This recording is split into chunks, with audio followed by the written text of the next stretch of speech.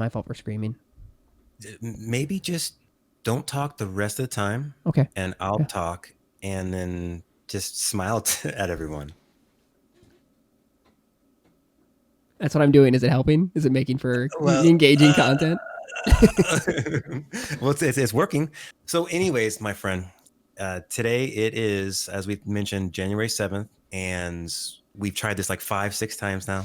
And let's go ahead and talk about our new subject for the day, which would be Eminem's new album. In Yeah. fact, Music to was be it the murder side. B-sides? B-sides, the B-sides. mastermind of the B-side? Music So to be I murdered listened to by it. I imagine you B-sides. listened to it as What did I well. say? Murder side. Why What's can't I that? say murder side? Crystal didn't like that I said the word murder side. And it's What is it? music to be murdered by B-sides. Okay, Is I the think we full. both said something different, but Yeah, I you know we put it did. together. We figured it Diggity out. dabbity, Billy.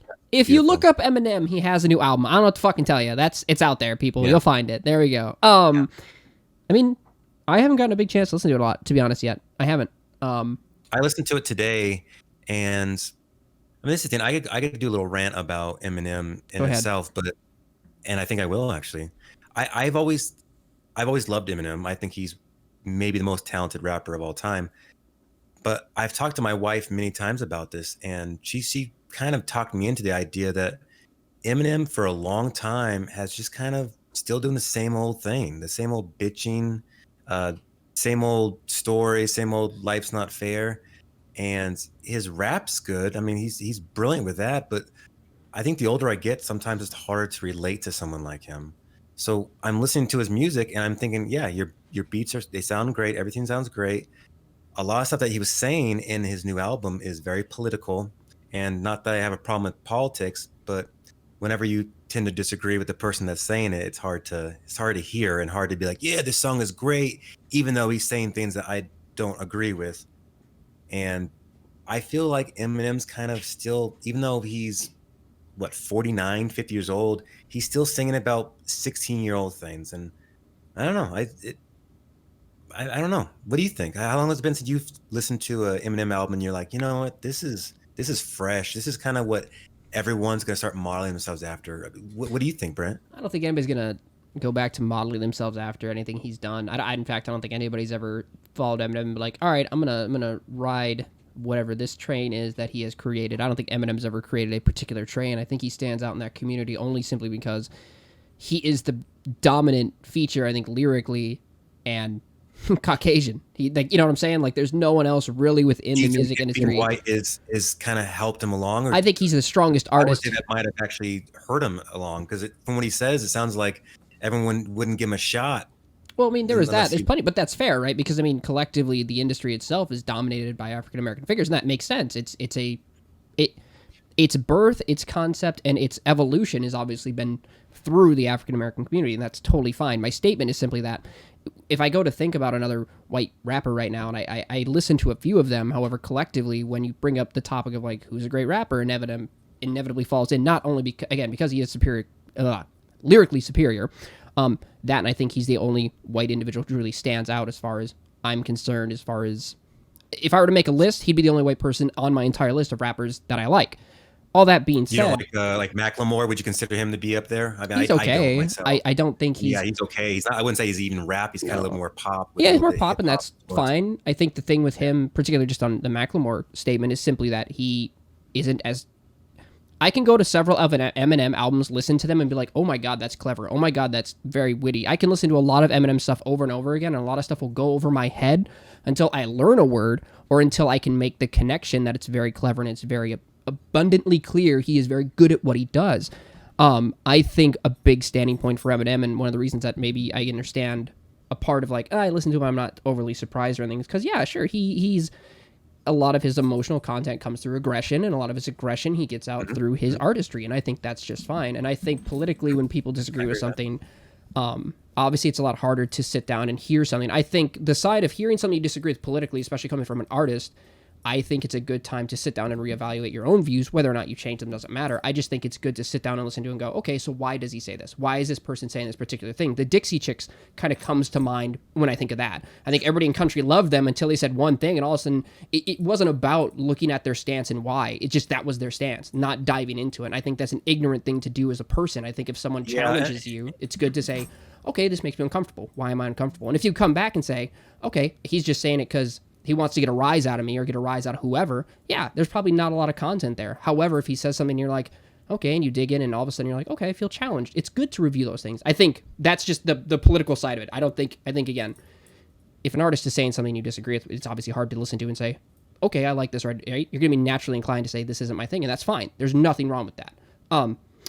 The other thing I want to touch on that you asked was Eminem's entire career to a certain degree is based on having some semblance of irritation with someone. And I actually really, really liked Kamikaze as an album by him, in particular, not because it did anything stunning or exciting, but because it kind of went back to a root of Eminem that I like. I like when somebody can insult somebody on a very clever level and then do it consistently, where instead of saying, hey, you're an idiot, hey, you're an idiot, hey, you're an idiot, you can say you're an idiot 15 different ways. That's funny to me, and that's very clever and stuff of that nature. And I think Eminem's entire career is kind of based around that idea of I can outwit you, and I think that's what I enjoy. So Kamikaze to me was a fantastic album, and I actually really like the song Venom a lot too. I know that's a stupid reason to probably like that album. Out of everything that's on there, Venom is not his best tune on there. However, I used to go to the gym a lot, and I used to listen to Venom all the time because it has like a really like gets you geared up and gets you moving bite to it. So, but as far as, no, has he done anything incredibly groundbreaking, or has he really come back into the hip hop scene and done anything that has just made me go, oh, I need to listen to this album on repeat? No, not since, like the Eminem Show, right? Like old 1990, 2000, something like that. Crystal disagrees aggressively, but I say he's a little bit better recently than that, but I get what you're saying, though. Yeah, I think he's good. Say that. Go ahead, sorry.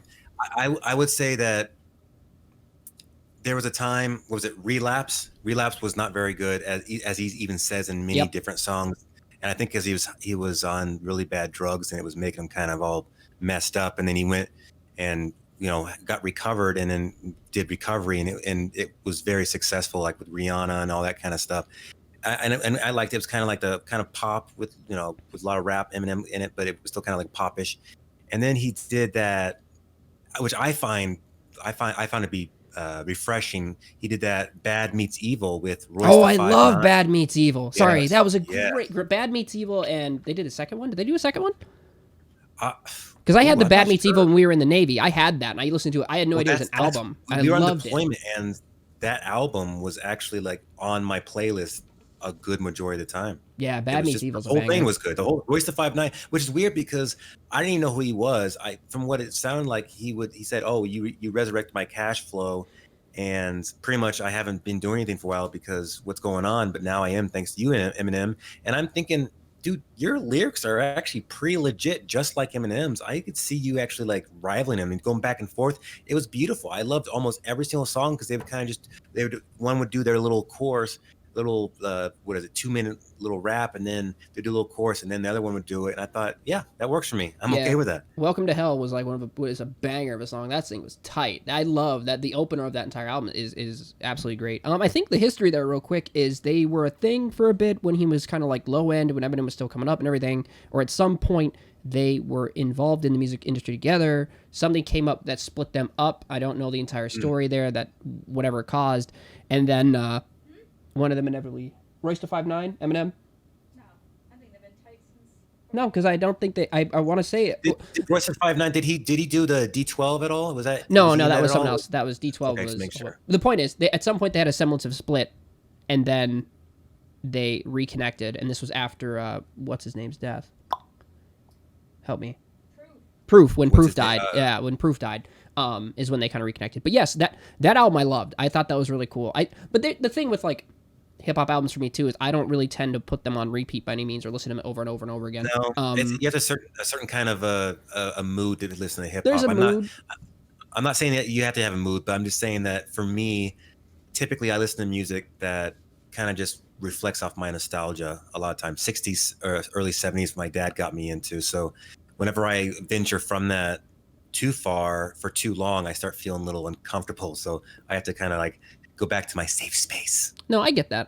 I think just particularly with Eminem and any other really hip hop, just in general, I think the thing is, despite liking a mood is a part of it, but like I said, it's, I don't know, 80% maybe. No, it's probably too high. 70% just doesn't like hit my ear right. Not lyrically, but like some of the beats, some of the, just the general topic stuff doesn't really hit my ear right, or I want to listen to it consistently. There's about, what I find is about 3 or 4 songs per, I mean, any hip hop artist album. I like about 3 or 4 songs, and the rest I feel is kind of like rinse and repeat somewhere along the line. I've heard the same stuff somewhere before, and not to say it's bad. It's just for me as an individual, when I just, it's not touching on topics that I care about. Particularly, like I look at like you said, the Rihanna and Eminem and all like the pop side of Eminem. Those are not the songs I tend to really like because they hit my ear all the exact kind of same, and they don't really drive me to like re-listen. Despite that they like are incredibly popular on the radio, they don't really sit with me because I just don't.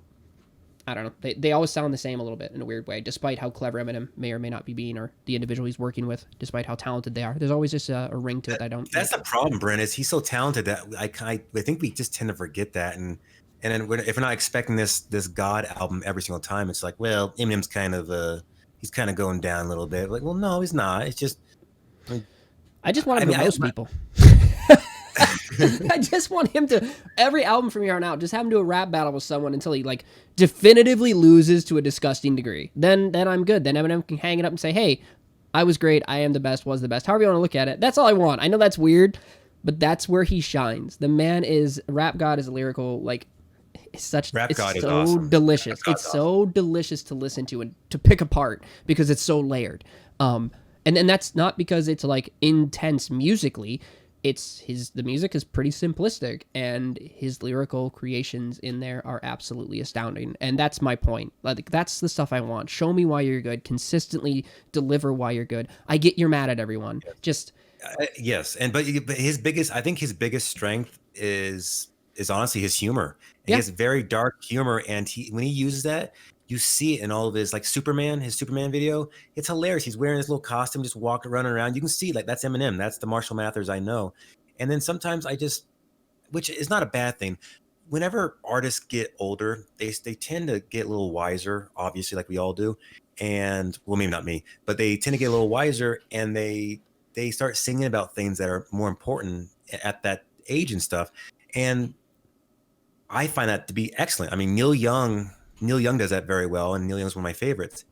There's times though, and I'm thinking, Eminem, I love you, man. You have your shtick and stuff, but sometimes your negativity just I'm not feeling it. I mean, you're talented, you're awesome, but I mean, sometimes I'm just not feeling that kind of negative kind of storm of a moods. And he always brings us through those like, and I know they're all metaphors and stuff, but he brings us through all those like, oh, I'm gonna kill my wife, and he narrates through like it, and it's fun and it's stuff, but it's also scary and intense. And sometimes it's just like, hey man, how about you sing a song about how lucky you are to be alive or something like that as well. Yeah. And he rarely covers maybe those, maybe it would be like, oh, that's not Eminem that we know, and then I you're a cop out now. You can't win, but I think he's done. What do you think, Brett? I think he's done a few of those. It's just one of those things. How do you go? You've done one. How do you go back to it? You know. I think the nostalgia of the 60s and 70s time period, I think it's very easy to layer a lot of songs together that went through the same areas, but kind of like, I don't know how to explain it. They get muddled, right? Well, like if Eminem,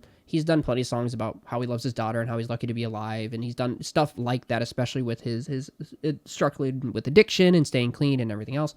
But at the same time, right? I mean, I don't mind it, but it falls under the same category. If you have beef with everyone every time and every song you do is about beef, I track. It's fun to hear, but at some point I'm just going to kind of shrug you off and go, okay, I don't particularly care unless this is an impactful beef. And it's the same thing personally when you're an artist struggling with addiction. And this is not to shit on that topic or be upset about it or anything, but if you do 4 albums back to back to back and each one of them has a song or 2 songs about struggling with addiction, I'm getting the message. I understand you're hurting. I understand you have an issue, but I don't know how I'm supposed to constantly go back to those and re-listen to them. You know what I'm saying? How am I supposed to take? Unless they're trying to just say, no, I'm not. I just need it. This is my diary. This is what gives me my.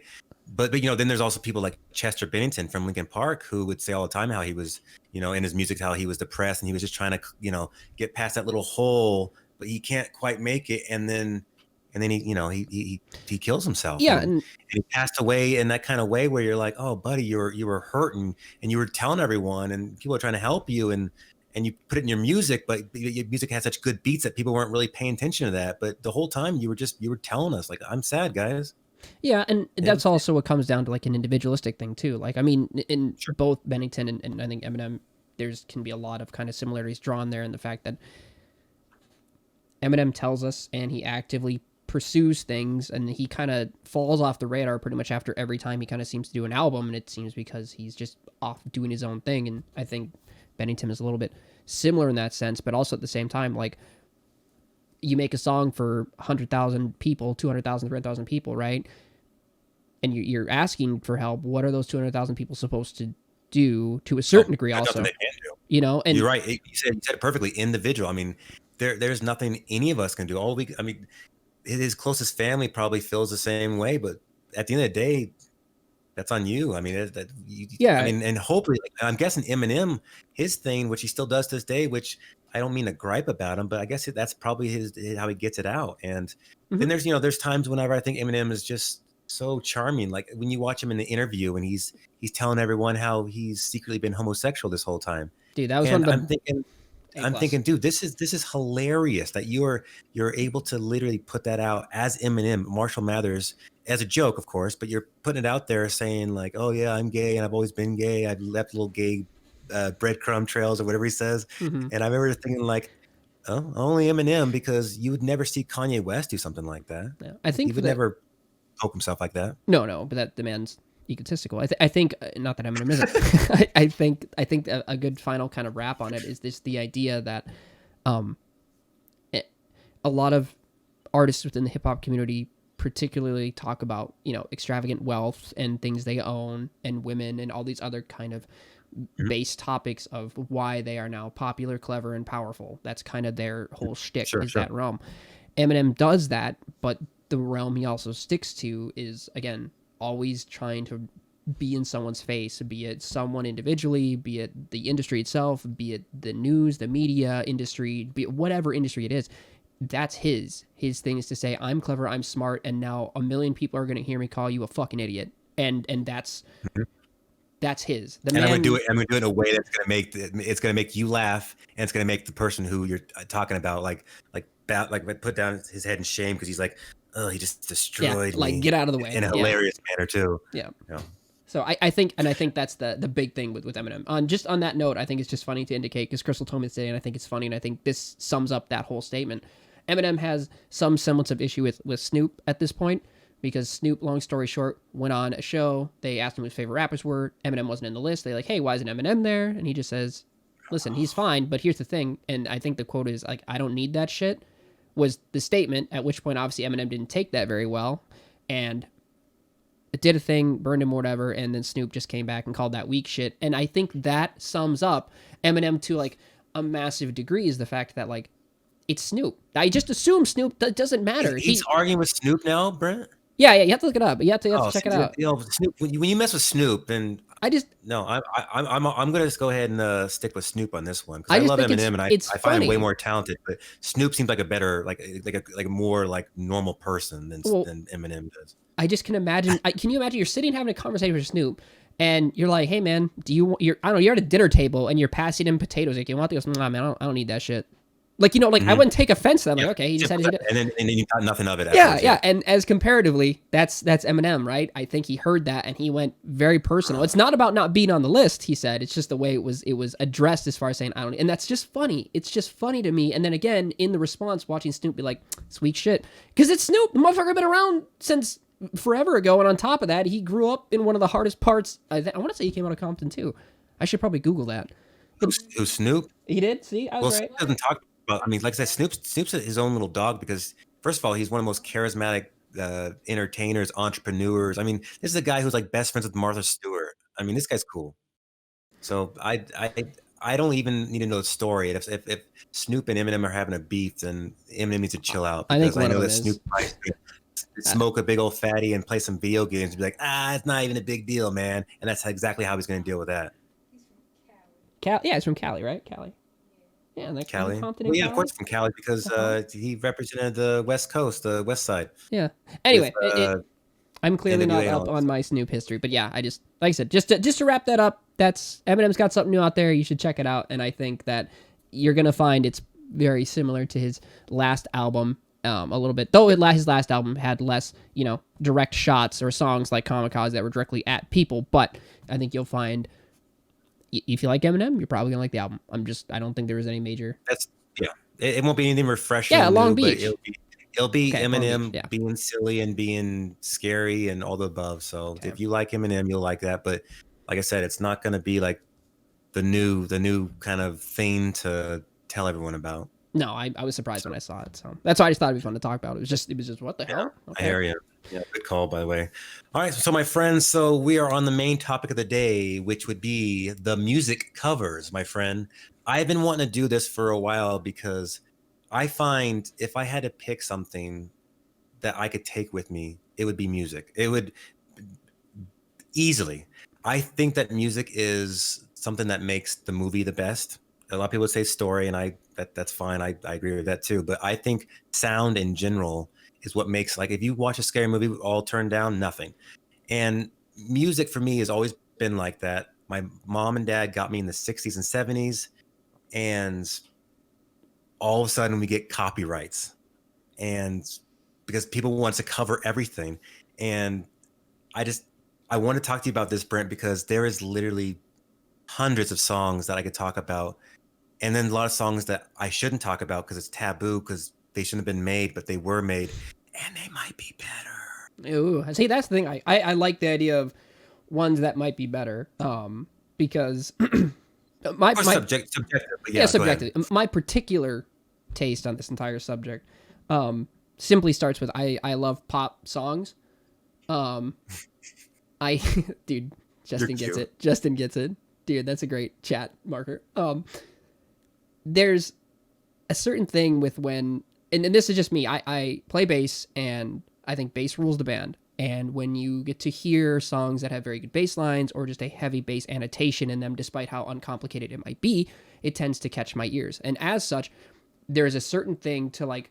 I don't really like modern metal or punk metal, whatever you want to kind of call that screamy, thrashy. Who would you consider modern metal? Like, just give me one example. So I can As kinda I see. Lay Dying, I guess is a very good option. Okay, Whatever gotcha. that might be. But the point I'm going to make here is that I like toned down sounds. I like heavier resonant tones, and I really like, apparently, when someone takes a pop song and then tones it like a step or two down, and then they play everything basically as it is, except they do their own like aggressive spin. They pick up the BPM. They maybe have some insane distortions in there. They have like there's a Pop Goes Punk Volume 6 that it's so dumb, but it's so full of covers that I could sit and listen to because they're so extreme. They're so wild and they're so different. And so just in just to touch on the first aspect of covers, I myself am a big fan of being in the camp that I like when someone takes something that's been created and puts their own twist. I don't like, and I know I'm going to be probably in the minority here, there's a whole following of YouTube covers where people just sing the song verbatim as is via YouTube with their voice. That's fine. Nothing wrong with it. It doesn't hit my ear very often because I like some originality tucked into it. I like to hear you create and make it your own. I think a bunch of bands have done several Taylor Swift songs that are absolutely great. The covers of them are awesome and neat because they're as poppy and as flavorful, as addictive as Taylor Swift, but they have like this weird screechy guitar. They have this weird screamo section that is just odd, and it makes it so their own again. And that's what I like about covers. So you would say, I don't want to put words in your mouth, but you would say that pretty much you'll like a song if they kind of change the context of what like almost like the sound of it. Like if it's a country song, but they make it like a slow melodic violin song, you'd be like, oh, I'm already probably gonna be hooked because of that. It could be that. Like, yeah, like Youth and Revolt does several covers. You can look up Youth and Revolt. They do several covers of very popular songs, but I can tell it's Youth and Revolt.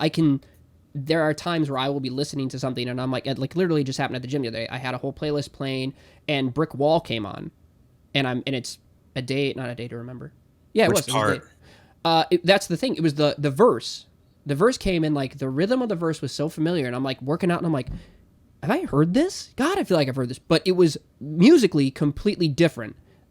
Everything about it was broken down differently until it came to that verse the chorus, and I was like, oh, holy shit. And I had to look at my phone because it blew me away that I was listening to Brick Wall. And I want to say it was A Day to Remember did it. But if that makes sense. It's hard to explain it without putting it on and listening to it. But don't just sing me the song of somebody else in your voice. That's fine. Yes. Give me something to chew on and be like, oh, I like that you did that. I didn't like that you did this. That's what I want. And Toto Africa to Weezer Africa is almost the same song. And I hear it on the radio, and it would drive me crazy because I'm thinking, you didn't do anything. You took an 80s song that is beloved by me especially, and you literally just sang it like they did. And that's what I agree with you there. I do not like whenever someone wants to sing a song, just make it sound like oh, the YouTube person, like, oh, let's take this song and I'm just gonna sing it because I have a pretty voice. Like, I don't care. I want you to change the song.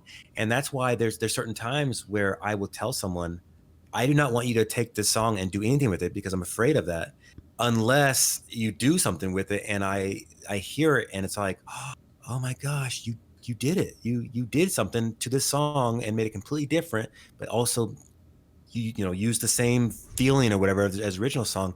And that's why I can appreciate that. But it's so close, Brent.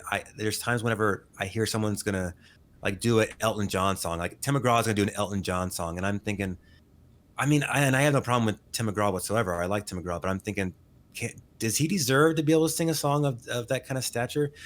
And then is all we going to do with it is take Tiny Dancer and just make it country twang? Because I'm not really for just gender swapping unless you want to take a song and gender swap it.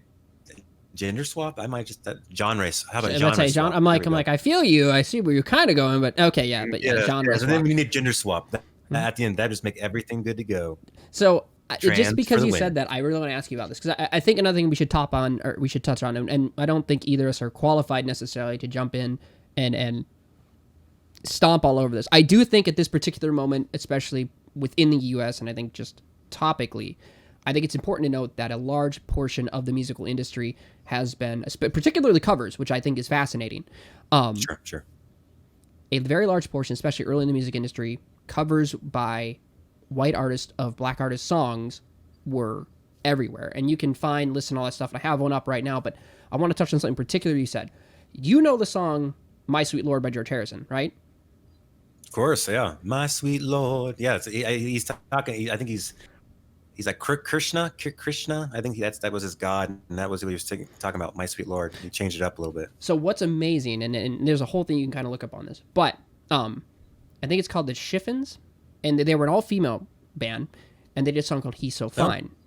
Now, when you play them back to back, they're literally the same song, minus George Harrison has My Sweet Lord, and actually went to court. There's a whole thing over it. It was a huge debacle. More or less, the courts ruled in favor that Harrison did not only plagiarize them, but he did it unintentionally, subconsciously. It's fascinating to read about. So like he was punished, but not. How could that be possible to do it? I guess subconsciously makes sense, but like he heard the song then, I would imagine, right? Yeah, it's very strange. Okay, because I was saying, because if he didn't hear it and then he was able to do something like that's almost, I don't know, unheard of. Yeah, it's wild. It was a wild thing, but collectively, that is a perfect example, I think, of just reaching out and being like, hey, by the way, we should take a moment to recognize that what we know currently, perhaps as like a lot of pop and a lot of famous songs and all this nature that have become famous, there is actually a good possibility that we are not giving credit to the actual genuine individual who first recorded it. I think it's very important to annotate that we as everybody should be actively aware that if you do like a cover, great, you should absolutely double check and just make sure that it's not tucked away under something else that was a cover. And I think Hound Dog is a perfect example. I don't know anybody who doesn't know that the song of Elvis Presley, Hound Dog, isn't like one of his biggest hits. However, Big Mama, her name is, what was her name, you guys? I gotta find it now. I was just reading this whole article on it. I know also Blue Suede Shoes was not his song. That was Carl Perk's song. Yep. Willie Mae, Big Mama Thornton is the one who originally like did that. And actually he did two of her songs. But collectively, I think it's very important that we just stop, take a minute and be like, hey, by the way, music has a lot of great songs, especially musical history has a lot of really fantastic stuff, but we should really take a moment and at least appreciate the fact that a lot of our music culture, a lot of our music that we enjoy, particularly leading up to your realm even of the 60s and 70s, is heavily influenced by black artists who have never gotten the recognition they deserve. So I think that's a very important thing just to touch on here. That's absolutely. it. And with everything too, Brent, we've pretty much taken every single source of style from African Americans. We've been doing that forever, and it's funny how that we always like act like it's not going on, but we've been taking their music, everything. So yeah, always much love to that side. There's one more I wanted to mention because I love the song, and I actually didn't know there was a white version, a whitewashed version of it, as they call it. And what is it? It's Little Richard. Little Richard does. Little Richard's Tutti a Frutti. whitewashed version.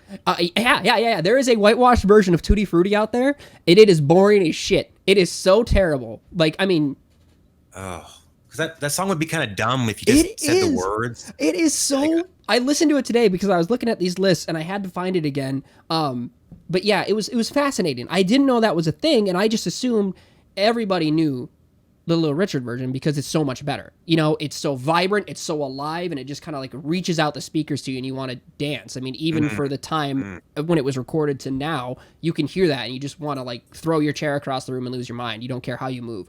There is this weird, super boring, I guess, whitewashed version that somehow was popular for a while that I've never even heard of it. And I think that's fascinating on top of that I think a song that is so definitively good. It's only okay if it's used. It's only okay if it's used in a situation where it's like, oh, we needed this dark, drab kind of style, that song to kind of, you know, like put in a horror movie or something like that. But if you're just doing it just to kind of like to make it safe and consumable, you know? Yes, and safe is never fun. Like this, okay, Disturbed. They have maybe the best, in my opinion, maybe the best cover of all time. They do Sounds of Silence, and I remember hearing an interview with them a long time ago. And he was saying, oh yeah, let's because they usually pick a pop song from, you know, 60s, 70s, 80s, and they put it on every album, and they just kind of do their Disturbed version of it, which is fine. But anyways, the main singer, he wanted to do that with Sound of Silence, and the drummer himself said, that's fine, but let's not do our same shtick with that. Let's go ahead and make it beautiful and poetic and kind of slow, and then build and then turn epic. And that is what I think a cover should be. And if someone told me, if you said, hey, Nick, do you like Disturbed? Yeah, I love them.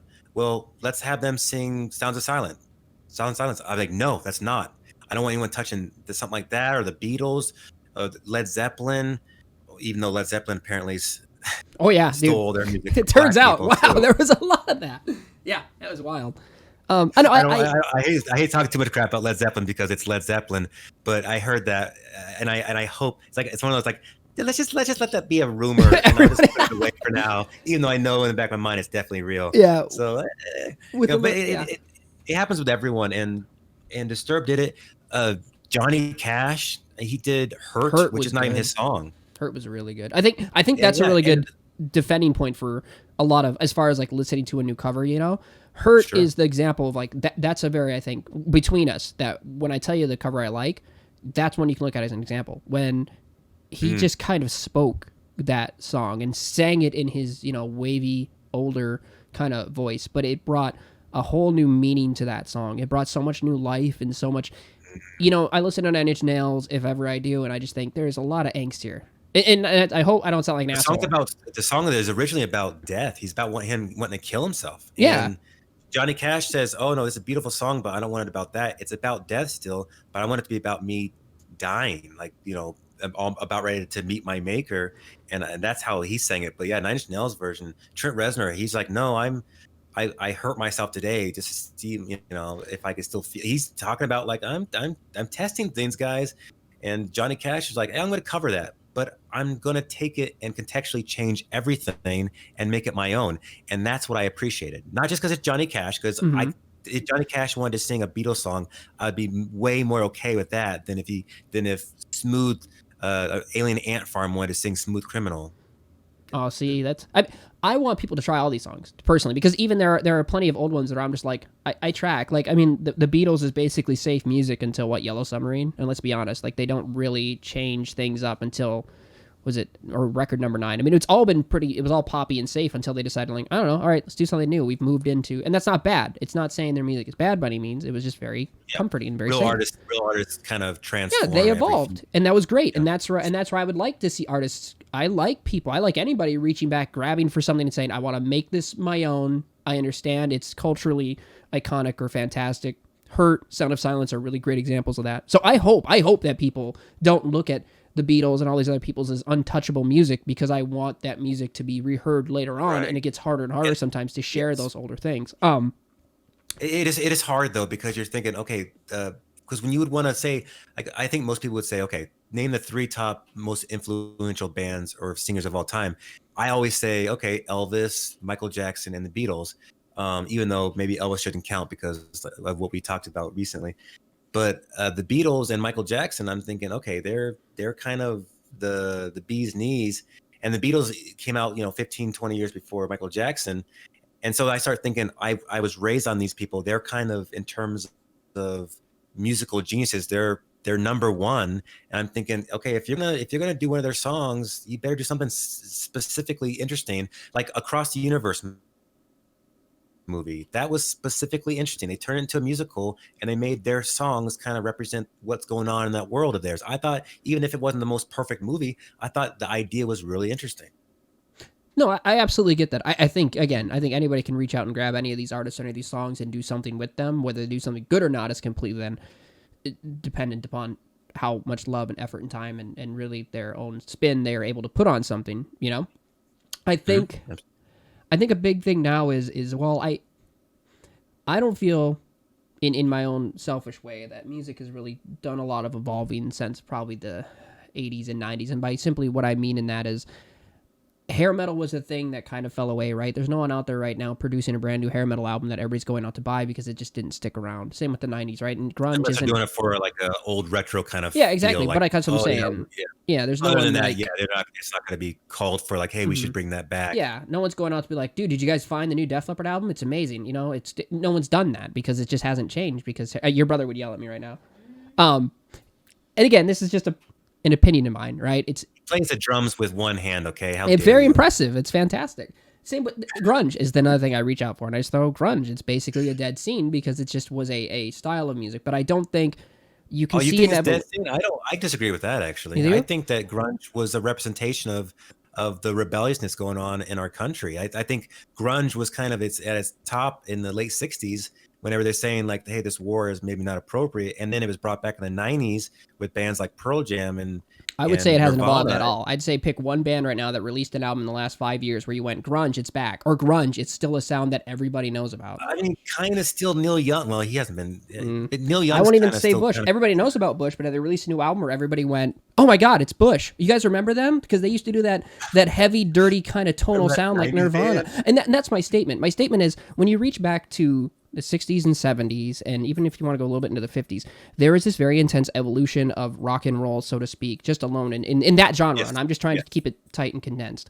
Revolution is probably the best word to describe it. Yeah, and absolutely. Watching it expand and become something so very special and so unique that right now holds up to we are 4 or 5 generations later from that point. But even though our parents introduced us to stuff like, if for the sake of argument, ZZ Top, AC/DC, Ozzy Osbourne, the Beatles, to me, these standing titans, that when I reach back and listen to their stuff, it is still topical and on point today. And again, this is a personal opinion. I'm not preaching a gospel. I reach back to the stuff I listened to in high school personally, and I just shake my head. I'm like, okay, look, I get why I like this in high school, but right now, I personally can't do this because I needed whatever this was to change and evolve into something more, into something better, and nothing is standing that test of time for me personally right now. And I don't think a genre particularly has come up like classic rock, as you call it classic, simply because it works on the foundations that we got from the blues and everything else from the 50s that turned into, our classic rock and roll of the 60s and 70s, and then we poke around in psychedelic just a little bit because some of it's really worth keeping around. Anyway, that's a personal note. I don't know how you feel about that, but for me personally, I think music in the modern day is fine and wonderful, but I don't know anything for me that is standing the test of time like still the classics do. And I'd like to hear your thoughts on that. If there is something that is still from now, you're 34 years old. 36. Well, I was being nice. You look 34. Okay. Well, I'd be nice too. I'm actually 47. Unreal. Is there anything you can reach out for that time period that you say, yes, this has not only come from where it started to currently right now, you could put it on, everybody goes, oh yeah, no, that's really great. In your lifespan, or does that still hold with the old stuff? Like the classic, we were stunned when we heard the first licks of sorry, what are they called? We just talked about them. Led Zeppelin. You know, we were caught off guard by the Santana. We were, you know, is there anything like that for you? To today? Mm-hmm. Well, I do agree with you.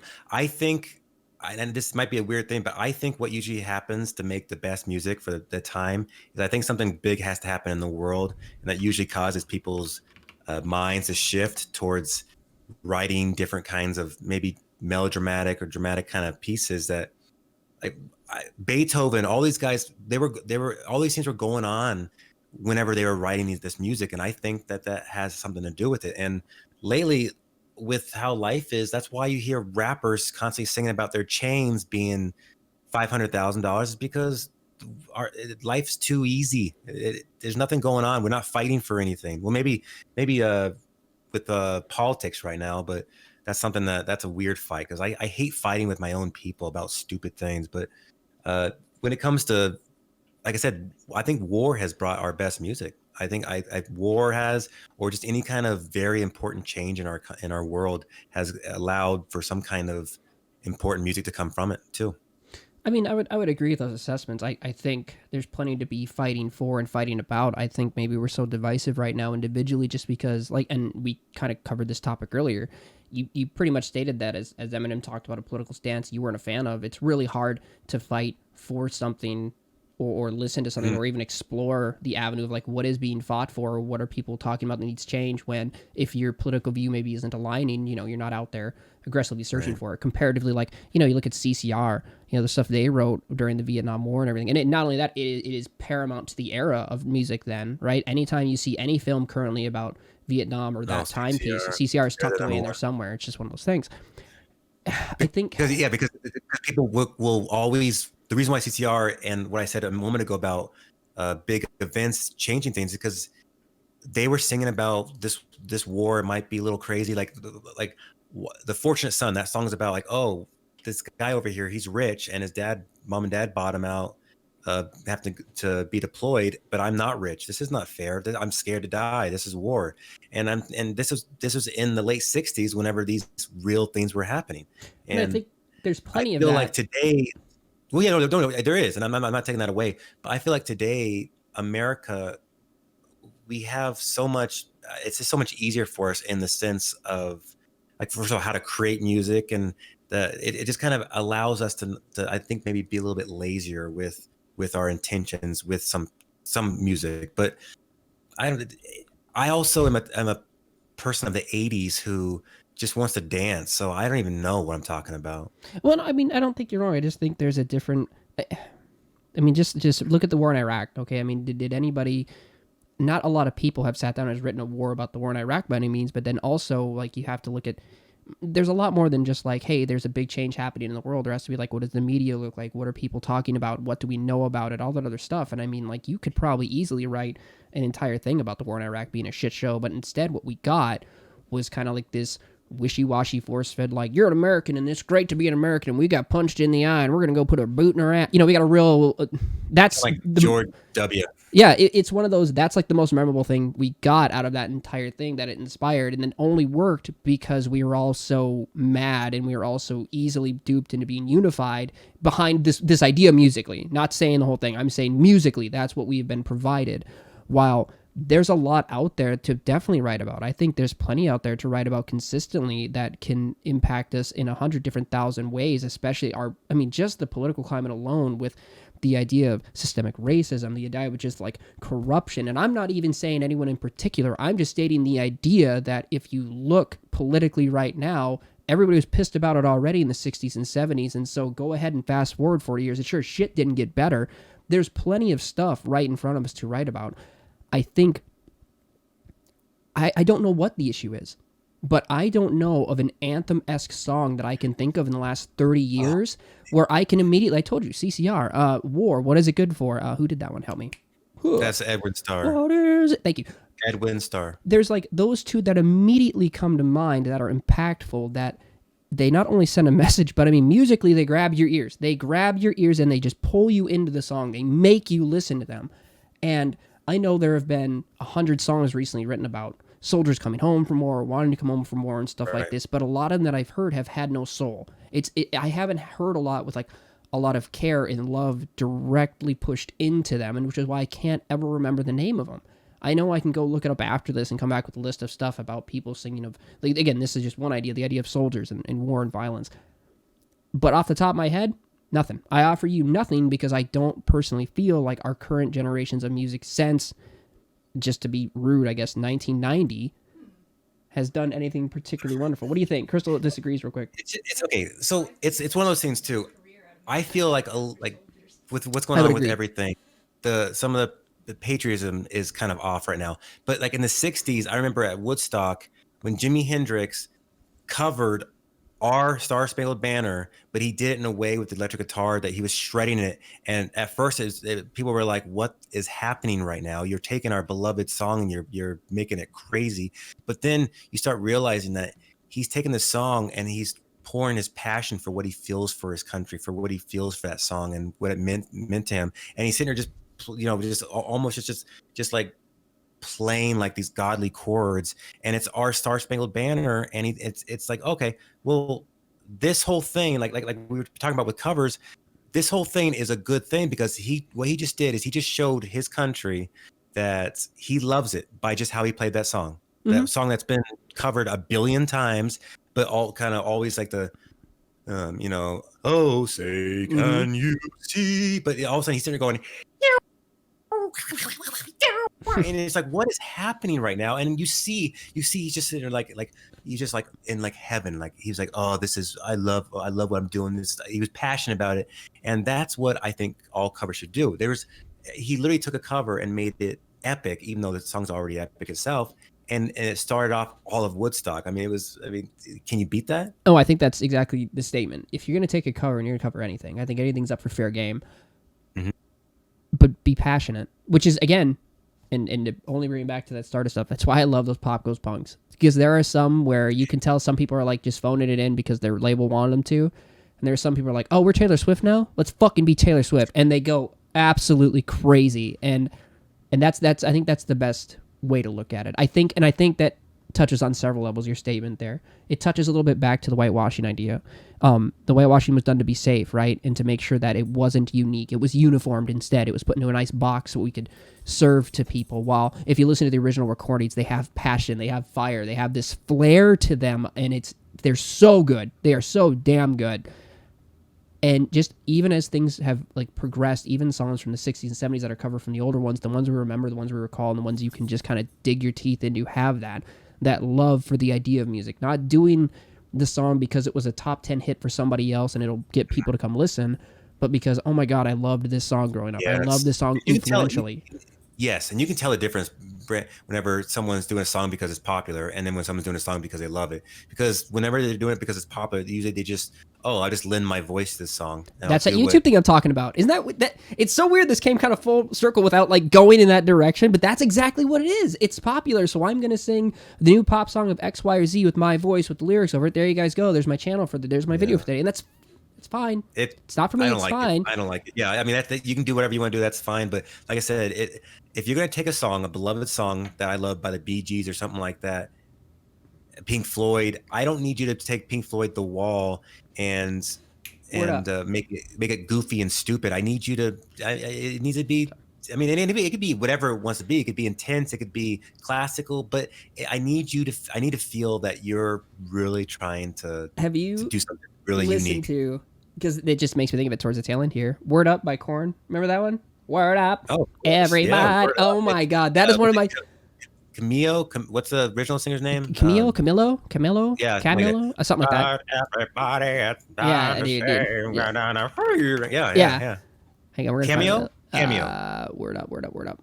Who is that by? Cameo. Word Up. Yeah, CAMEO, cameo. Yeah. Okay, just making sure. Yeah, but Holla, holla. that's one of the ones. I think that's also a great example of what you expressed again. It's just that they play with it. They have fun. The bass they stick with the original bass, and then they do their own little adjustments to the sound of it, where you just want to shake and rattle every piece of steel around you to create the sound they have. Because you can hear in the original, you hear a very, very clear, very steady bass line. It's very 1980s, and is that 80s or 90s? I want to say it was 80s, but Cameo's 80s. it has this very clear, funktastic bass line. And then when Korn redid it, they just turned it into this rattly, metally monster that just hangs out. But it has the exact same effect on your hips as it did in the 80s. And that is so rare and so unique that they kept something so...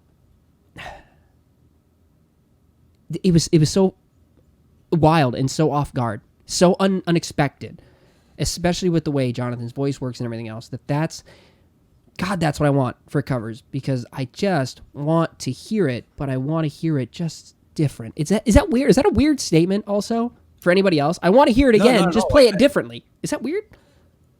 Well, no, I think if you want to put it in movies wise, like I want to watch. If you want to make redo like Lord of the Rings, I mean, I'll watch it, but you better do something very special, because if you don't, and it's kind of like, oh, well, it's just my interpretation. Like if it's like, oh, well, Peter Jackson did it, but now Steven Spielberg's going to do it, and he's just going to use different actors and stuff. I'm like, no, I don't care. I need a different feeling. I need something completely new, and if you're not going to give me that, then don't do it. And that's why most people think that remakes and sequels are garbage. Now that could very well be true for covers too. So you got to be very careful. And sometimes people will like, oh no, this cover I'm gonna nestle. I'm gonna love it. I'm gonna make this cover my baby forever. And then some people going, oh, that song I've never even heard it, but my publisher just told me that I need to sing it, so I'm just gonna go ahead and sound beautiful, and then make some money. Yeah, and then I'm not about that. I like your analogy. I like that very much, because I stand on that fence of saying, if this film was very good, please don't ruin it. Please don't fuck around with it, because you know I don't need another Lord of the Rings. And if they do say, hey, we're gonna do another Lord of the Rings, I'm gonna go, okay, impress me, I guess. But at the same time, it's funny, because then I imagine, what if they did it different in a way that I liked, and all of a sudden I'm going, wait, what? How the fuck? Yeah. And I'm picturing moments that could possibly be redone and doing all this other stuff. And I think that's the hook, right, of redoing anything, is if you can care and love it. And we've beaten that to death, with a stick. That horse has been good and dead in this conversation. So, but I liked your analogy a lot. I think that analogy fits very well. So, Nick, I think we're coming to the tail end of it here. I think we've expressed that we enjoy covers so long as someone holds them gently and is very, very good to them. Is there anything as far as, and in fact, I'm going to do this for you guys, only for me. I do want to share one of the in the chat, I'm just going to get in Pop Goes Punk playlist, so you guys can, if you're of a mind to, you can check this out on Spotify, because I think they're really cool. If you want to give them maybe a couple more too, Britt, and I can give them like 3 or 4 that I think that they should listen to. Oh, man. Where is it here? Hang on. Last Friday Night by Woe Is Me is number 1 you should check out. That Last Friday Night by Woe Is Me is wild. It's horrible. If you don't like screaming and like the weird new metal sound, you will hate it.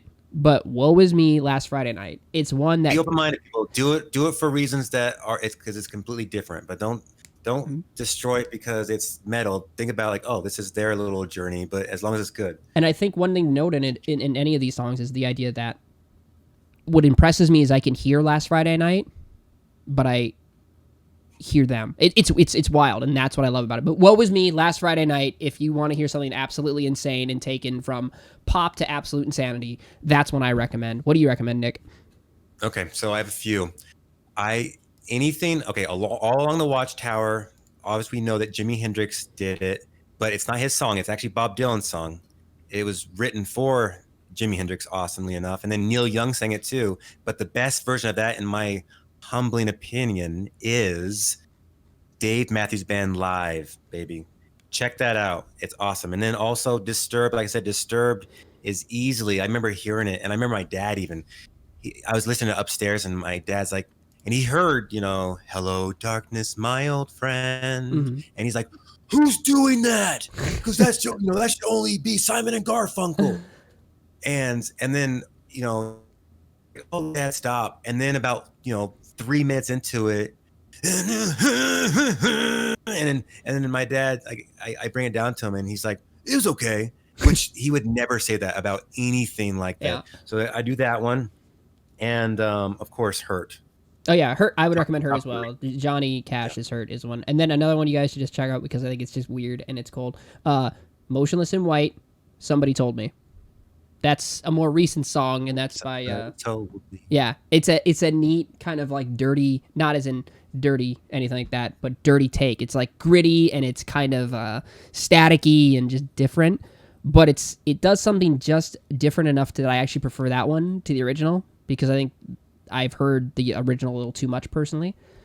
So I think that's a really cool one. Motionless in White. Somebody told me. Hurt, Johnny Cash. You can't go wrong. Obviously, you can't go wrong with oh my God, Sound of Silence by Disturbed. That's probably one of the top 10. Hey, baby, got anything particular? Yeah, I just put it on you, but there's literally thousands. But if I just had to think about it real quick, that'd probably be a quick little thing for me. But hey guys, by the way, everyone, put some of your favorite covers in the comments. I would love to hear some more. Oh yeah, I check them out too. Crystal recommends Lord. Put a lot in there, guys. Lord, Everybody Wants to Rule the World is what Crystal recommends. Yes, it was on Hunger Games soundtrack. It was like the Hunger Games 2 or 3 movie, but I remember it's slow because we all know the Tears for Fears, like everybody wants to rule the world, and I remember Lord, she goes like, she said, like, I forget, Crystal, I'm gonna screw it up, but I remember she was like, she'd say something like, duh, and then all of a sudden, boom. Everybody wants to rule the boom. There's something like that, but it was pretty cool. So thanks for letting me sing that to you guys. Yeah, I liked it. And then dude, Walk the Line soundtrack. Rebel Yell, Black Veil Brides. Rebel Yell is kind of one of the cooler covers of that one. I also really like that. Billy Idol. Yep. Original. Ooh, I like his original. So no, actually, he did. Okay, that's his song, but he also did a song from. Moni's not his song, so that's funny enough. He covered that from Tommy James and the Shondells. Yep. And then apparently people are covering his stuff too. So that's why we're just all covering everyone. All we do is copy stuff. That's it. All right, Nick, look, buddy. I think it's time. I think we got to give up. Like we got to surrender here. Despite how awesome this is, help me. I'm falling apart here. I really enjoyed talking music with you. I think this is maybe one of our more, I think we went all over the place roundabout, and it was super fun to bounce around a ton. For me, my brain went all over, and it was super great. I agree. It's funny you say that because I was thinking the same thing. I probably enjoyed this podcast the most because I felt like I had a lot to talk about with music because I could talk about anything. I mean, we all say, oh, we love music. I love any kind of music. But, I mean, I'm very particular to my taste in music. That's one of those things. The cool thing about music is you keep on giving to everyone else, and I love it. All right, buddy. Are we going to pick a new? Yes, let's pick real quick, guys. So as usual, I want to mention, we did have someone actually give us a recommendation that has actually been entered into the cup, just so you guys know. So we are putting them in there. I got a text about it from a friend of mine who watches.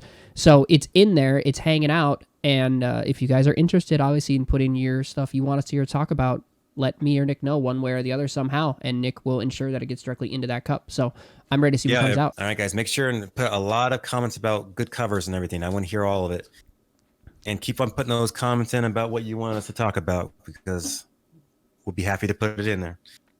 We are going to talk about 80s action heroes. Oh, that's a good one. The actors or just the action heroes themselves, man? I mean, because you just call Arnold. He's got like 15 of them. Same with Stallone. I know, but let's talk about Arnold then. Yeah, no shit. Because you got, oh my God. Absolutely. Willis. Yeah, we'll talk about that and see what we can talk about. But I have a feeling that we have plenty. Oh, man. So. There's going to be a lot of nostalgia in that sucker ripping right out my brain. You and I grew up with that whole 80s action. So I mean, it's one of those things we grew up, and people will say Clint Eastwood, John Wayne, but I say Sylvester Stallone, Jean-Claude Van Damme, Arnold Schwarzenegger. Dude, Schwarzenegger, Bruce Willis. Oh my God, who else? No one else. That was like the real core group that made it out of the 80s, I suppose. That's all you needed. Yeah, it really is all you needed. Oh my gosh, dude, so much good stuff there. Oh, we don't want to watch. I want to watch Judge Dredd. Not Stallone's version, but I want to watch the new one again. I really want to watch that again. It was so good. I thought it was actually pretty good too. Kind of one of those little hidden gems that no one talks about because I didn't even watch it because it's just, oh, here's one of those indie movies. But now that we talked about it, now I want to see Judge Dredd again. Huh. Okay. Anyway, we have gone well over time. Now we know 80s action heroes next week. Everybody who stuck with and came back in, we restarted real quick. Thank you so very much. We will be back again later. Nick, you did great. All right, guys. The Nerd Frenzy Podcast at gmail.com. Please send us anything. The Nerd Frenzy Podcast is everything. We love it. And we will take any ideas that you guys have and try to work with them or just have some fun with it. So thanks for everything. Brent, my love, my companion, my Navy buddy. I love you. Love you too, brother. Thank you so much for letting me come hang out and just bullshit, man. It makes me so very happy every time. All right, Nick, I'm going to let you go now. My friend. And thank you, everyone, for watching. Bye, guys. We're out of here. See you guys.